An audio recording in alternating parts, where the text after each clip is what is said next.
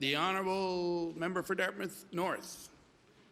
Thank you, Mr. Speaker, and I'd like to thank my colleague from Halifax Needham for bringing this forward today. I'd like to thank my other colleagues in the House who have spoken to the bill today, and I just want to begin my remarks with a couple of responses, of course, to some things that I just heard. My colleague from Sackville Cobequid just asked, what can we do?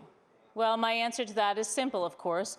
We can pass a bill that controls the increases in rent that are so quickly putting people out of their homes. We can pass a bill that will control rent. It is easy, it is inexpensive, and we can do it.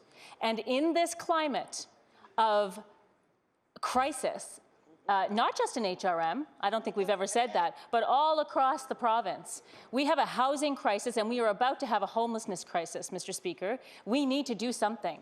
And the government can talk about rent supplements all they want. The government can talk about rent supplements and how they continue to pay money into the rent supplement program. The rent supplement program is excellent for people who have them, but it's not going to help when their rents begin to increase more and more and more, which is happening. The government is happy to put money into the rent supplement program, or maybe not, that they say that they're looking at the situation, but it doesn't address the actual issue of rising rents. So that's one thing I wanted to say. And I do agree with my colleague from Spryfield. Halifax Atlantic. You know. I do agree with my colleague from Halifax Atlantic who says that there is a need for many solutions.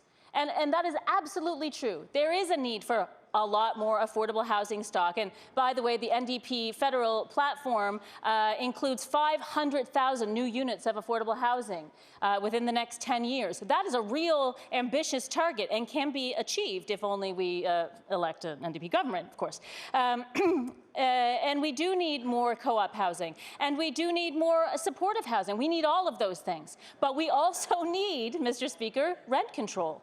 It is the number one thing that we could do today that will help somewhat in this crisis. So, Mr. Speaker, when I was first elected, or when I was first campaigning to be elected in Dartmouth North, the number one thing I heard on the doorstep was rent control, rent control, rent control. The situation for renters in Dartmouth North in 2017, when I was knocking on doors, was desperate. And it was unsustainable, and it's even worse now.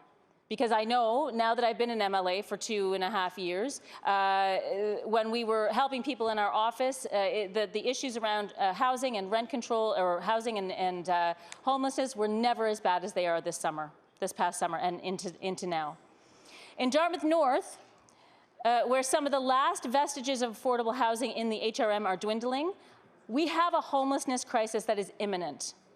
And I promised my constituents when I was campaigning to be elected that I would champion rent control, and I'm very happy that we are talking about it here today, and I will continue to talk about it. But I need the support of my colleagues in this House. We need immediate action. We need immediate action to curb the impact of steadily and rapidly increasing rents in Nova Scotia, and we need to do this to avert a homelessness crisis.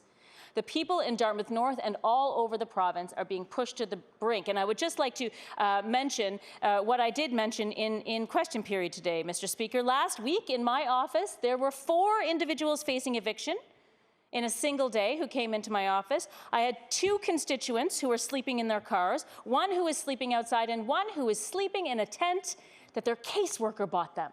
Imagine. It's unbelievable. I also have a constituent, so we're not just talking about people who are living in super low income brackets. I also have a constituent who lives in a really nice apartment building in Dartmouth North, and yes, we do have really beautiful apartment buildings in Dartmouth North, and he is a retired teacher, and he's worried about being priced out of his house, his home. And where will he go? I mean, a retired teacher is worried about increasing rents. So if that's the case, like, what's happening? As I mentioned, on top of rent control, we need a significant investment in truly affordable housing. We need new units to be added to the market that are affordable. But we also need a definition of what is affordable. Because when a developer on Quimple Road puts up a high-rise building and says 10 of those units, oh, wait a minute, that's not actually happening, 10 of those units are affordable, well, maybe they're affordable in comparison to the other units in that building, but they might not be affordable for most people who live in HRM. Affordable is a relative term, and we need to define what we're talking about when we talk about affordable housing. The fact is that the recently signed bilateral housing agreement with the federal government will not accomplish the need for new units. We still haven't heard from this government about how many new units the agreement will add to the market, but we do know it will not be enough to fill the incredible demand for affordable units. In fact, housing experts are skeptical that the federal program represents any real increase in funding across the country. Renowned University of Toronto housing expert David Holchansky has said that the amount of money being spent now by the federal Liberal government is not significantly more than what the previous Conservative government spent. The Office of the Parliamentary Budget Officer also concluded earlier this year that the federal Liberal government was not putting any significant new money into housing. Its basic conclusion was that the money in the recent National Housing Strategy is about the same, with slightly less for groups of people with the most needs, but seemingly slightly more pomp and circumstance about how amazing this National Housing Strategy is. We are forced to wonder where this leaves Nova Scotians who are feeling the housing crunch now. Our Rental Fairness and Affordability Act would make a substantial difference in the rental costs for these households today. We could actually make this happen this week, Mr. Speaker. The vacancy rate in Nova Scotia has steadily declined in recent years, falling by 2% in just the last 4 years. In Halifax, and this is old data, in Halifax, just 1% of available housing units are vacant, an extraordinarily low rate, approaching Vancouver's notoriously low rate of 1% and Toronto's 1.1% vacancy rate. But the difference is, in these cities, in Toronto and Vancouver, their provinces have legislation that sets allowable rent increases to an annual guideline. These are sensible measures that have not stymied the growth in these cities. They are still attractive cities to live in, and it's possible, mostly possible, to live in them. Indeed, reasonable limits on rental increases have allowed these cities to remain viable places for all kinds of different people to live, and the cities continue to thrive as a result. But here in Nova Scotia and Halifax, we are quickly joining the ranks of these notoriously unaffordable cities, but without any of the comparable protections for renters. Here in Nova Scotia, we are confronted with the deadly combination of climbing rents, extraordinarily low vacancy rates, and virtually zero protections for renters from unsustainable rental increases. We are approaching the edge of an affordability cliff, and this government has a responsibility to take meaningful action immediately and not just stand up and talk about rent supplements every day, because frankly, it doesn't address the issue. We are also hearing commonly of situations where landlords are using renovations as an excuse to evict tenants from their homes, with the real intention of being able to rent at a much higher price. And I know this is happening in Dartmouth. Often tactics such as these, while not truly legal, serve the intended effect of intimidating renters into leaving. These problems are not contained to Halifax or the CBRM. People all across the province are grappling with this untenable housing situation and its attendant problems. Recently, I was in Truro visiting with a number of people, but I was speaking with the director of the Homeless Outreach Society there. That shelter has 14 beds for adults who find themselves homeless. The director explained to me that she's seen a steady increase, a steady upwards trend in use of emergency shelters in the last several years. And she talked of the increasingly unaffordable and inadequate, and I heard that a number of times in Truro, inadequate rental stock that's available to people in Truro. Because there's not a lot of options, people are willing to live in literally unsafe conditions. She explained that people from all over the region travel to Truro to stay at the emergency shelter until they can get back on their feet.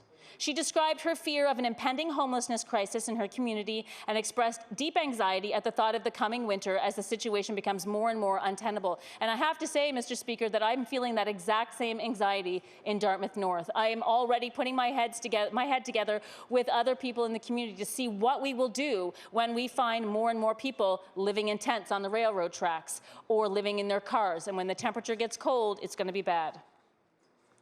In addition to unsustainable rents, we know that one of the key stressors on the housing market in this province is short-term rental conversion. This government has been far too slow to regulate short-term rentals, and this is having an outsized impact on rental markets across the province. This is why the NDP has also introduced legislation this session that would regulate short-term rentals right now by levying substantial fees and applying commercial taxes on units that are operated as businesses. Our legislation is focused on short-term rentals that are not simply a family cottage or a room in a primary residence. It would require the large, lucrative platforms such as Airbnb to contribute revenues toward building affordable housing. It would give municipalities the ability to put further restrictions on short-term rentals that should the vacancy rate be deemed unsustainably low. This legislation would return some much-needed fairness to this stressed rental landscape. We know that there are policy tools available to us to address this housing crisis in Nova Scotia. We need aggressive investment in non-market housing built by the public sector. I agree with that. We absolutely need that. This housing needs to be affordable to poor, working, and middle-class people. This can be publicly built housing or support for not-for-profit private housing, co-op housing, and community land trusts. And when I hear from the government that we're not proposing solutions, I just want to reiterate that I've just proposed 5 to address this affordable housing crisis right now. So I'm just gonna reiterate those: rent control, public housing, support for not-for-profit housing, co-op housing, and community land trusts. 5 solutions, folks. For example, the federal NDP plan. I've already said this, but the plan is for 500,000 affordable units across the country. That would add 13,000 new units to the rental market in Nova Scotia. An ambitious but totally accomplishable plan. We need stronger protections for renters and limits on unbridled rent increases. People who rent deserve to have stability, security, and control over their homes and should not face a constant threat of losing their home. Mr. Speaker, we are confident that this is one of the most acute issues that is facing this province right now, and it is absolutely urgent that this government address it head-on with confidence and with robustness and with clarity. There is no understandable reason not to bring in rent control. It doesn't cost anything. It won't diminish growth. In fact, it will encourage growth. So it does ask me to question why the government won't do it. Our Rental Fairness and Affordable Act is a substantial, meaningful, impactful way that we can do this, and I urge the members of this House to support it. Thank you.